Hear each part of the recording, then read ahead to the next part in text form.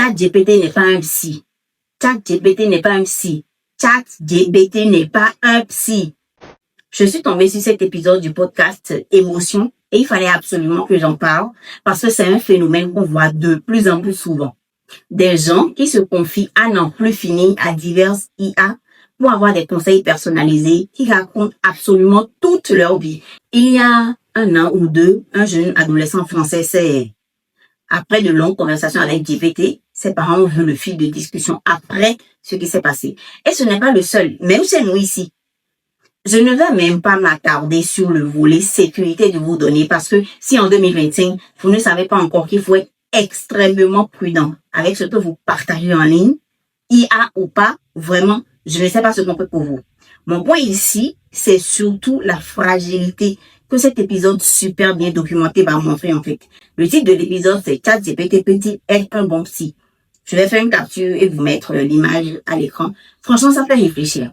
Utiliser une IA pour reformuler un mail, écrire une lettre de motivation, trouver des idées de contenu, des conseils pour se motiver le matin. Ok, ça c'est normal, c'est pratique.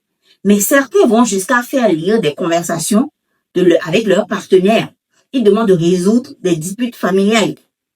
Ils lui partagent même leurs peurs les plus profondes, des sujets intimes, personnels, émotionnels. Et la question que pose l'épisode, en fait, c'est pourquoi on a de plus en plus de facilité à parler de sujets aussi intimes avec une intelligence artificielle, en fait. À quel point est-ce que tout ça risque de nous fragiliser? Comment on peut éviter de tomber dans la dépendance avec ces outils-là? Parce que pour avoir une bonne réponse, il faut lui donner tout le contexte. Oui, il faut tout raconter de votre problème de couple, de famille, de travail. Vraiment, il faut lui donner des détails, en fait. Donc, dans l'épisode, il s'interroge des gens normaux qui utilisent GPT comme un confesseur, on va dire, un coach, un psy de poche, mais aussi des psychologues qui alertent sur les dérives de ces comportements-là. Et ce qu'ils disent, c'est glaçant.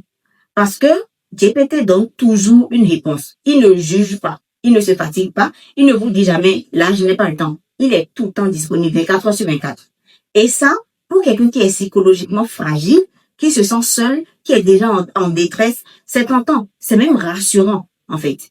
Mais le problème, c'est que GPT simule l'empathie. C'est pas un humain, il ne ressent rien. C'est pas une personne. Il ne comprend rien. Il génère des mots qui lui semblent compatissants. Mais il y a personne derrière. Et cette fausse empathie, comme l'article cité dans l'épisode le dit, c'est une menace pour chacun parce que ça crée l'illusion d'un lien, une illusion de compréhension dans laquelle on peut tous tomber. L'impression que quelqu'un est là, constamment, qui nous écoute, nous comprend, qui va dans notre sens. Et c'est comme ça que ça peut créer une dépendance.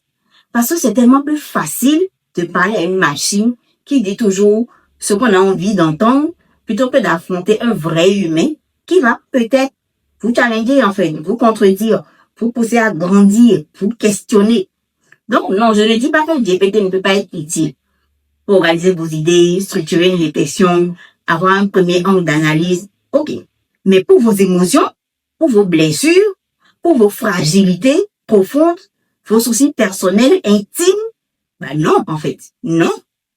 Vous avez besoin d'un vrai humain, un psychologue, un thérapeute, un coach, ou même un ami ou un proche pour vous épancher. En tout cas, un humain qui vous voit vraiment, qui a des émotions humaines et peut vous aider à vous orienter à travers ce prisme-là, quitte à vous challenger.